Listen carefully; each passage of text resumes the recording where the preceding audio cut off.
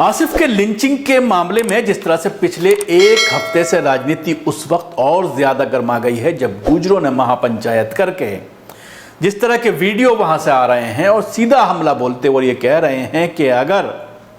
कोई इस तरह से करता है तो उनको घर से निकाल करके मारेंगे और हम हथियारों के साथ खड़े हुए हैं। सरकार बीजेपी के है हरियाणा में, और मैं पहले ही दिन से जब ये पूरा मामला सामने आया है पुराने कुछ हवाले देते हुए आप लोगों को बता रहा हूं कि किस तरह से बीजेपी शासित राज्यों में जब इस तरह का लिंचिंग का मामला सामने आता है, पहले दूसरे मामलों पर लिंचिंग होती थी, गौ हत्या के मामले में लिंचिंग की जाती थी, ये लिंचिंग जिस तरह से की गई है और जिस तरह के आरोप लगाए जा रहे हैं कि वो लड़कियों को छेड़ता था, इस तरह के आरोप के बाद उसको जायज़ करार दिया जा रहा है। पिछली बार जिस तरह से लिंचिंग हुई थी, पहले जो लिंचिंग हुई थी, उसमें भी हरियाणा पुलिस का जो रोल था वो काफ़ी ख़राब रोल रहा, जिसकी वजह से आरोपी छूटते नजर आए। इस मामले में भी अभी ज़्यादा दिन नहीं हुए हैं इस केस को, इस मामले में भी अब मैनिपुलेशन शुरू हो गया है। अभी ये बात सामने आई है कि हरियाणा की जो एसआईटी की जो टीम है, जो डीएसपी हैं, इस मामले की जो जांच कर रहे हैं सुधीर, उन्होंने कोर्ट में एक हलफनामा दाखिल किया है और ये कहा है कि जो आरोपी पकड़े गए हैं उनमें से 4 आरोपी निर्दोष हैं। आप अंदाजा लगाइए, टोटल 13 आरोपी गिरफ्तार किए गए हैं और 6 आरोपी 17 मई को जो गिरफ्तार किए गए थे, उन 6 आरोपियों में से 4 आरोपी के लिए डीएसपी ने यह कहा है कि ये 4 आरोपी तफ्तीश में बेगुनाह पाए गए हैं, इसलिए इनको छोड़ा जाए। ये कोर्ट में डिस्चार्ज रिपोर्ट लगाई गई है। जो 4 लोग हैं उसमें अनूप, महेंद्र, राजकुमार और संदीप, इन 4 युवकों के बारे में डीएसपी ने अपनी क्लोजर रिपोर्ट में यह कहा है कि इनका कोई इन्वॉल्वमेंट इस मर्डर मिस्ट्री में नहीं आ रहा है। जहां तक गवाहों का सवाल है जो उस वक्त आसिफ के साथ मौजूद थे, घर वालों का सवाल है या सीसीटीवी फुटेज की बात है, तो उन सब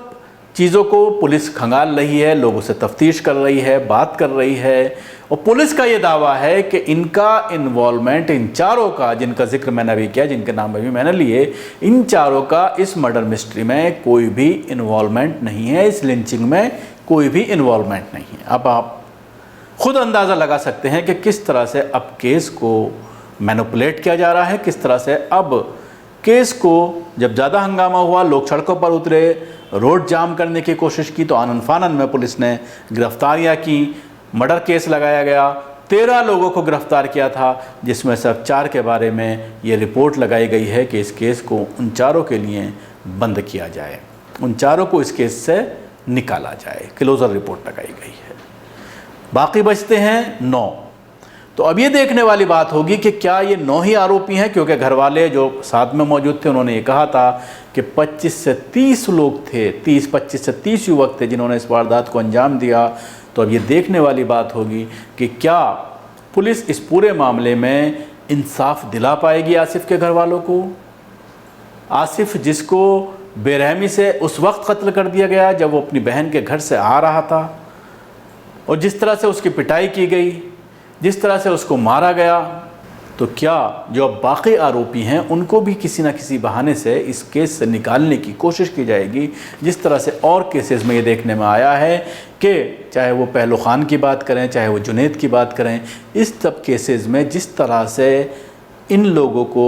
छूट दी गई, जिस तरह से इन लोगों को निकालने की कोशिश की गई, मैनिपुलेट किया गया, जाहिर सी बात है बीजेपी की सरकार है और ये जितने भी हिंदुवादी संगठन हैं, चाहे वो करणी सेना हो, चाहे और जितने भी हिंदुवादी संगठन हैं, उन सब के ऊपर बीजेपी का हाथ है। अभी करणी सेना के चीफ के जो बेटे की डेथ हुई थी तो उसमें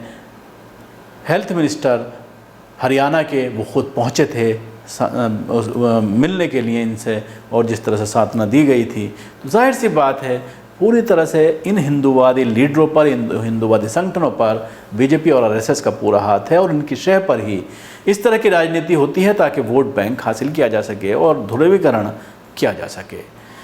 तो अब ये देखने वाली बात होगी कि क्या हरियाणा पुलिस अब आसिफ को इंसाफ दिलाने के मूड में है या कहीं ना कहीं राजनीतिक प्रेशर में है, इस केस को भी बिल्कुल उसी तरह हाल में पहुंचाने वाली है जिस तरह से पहलू खान और जुनैद के केस हुए थे।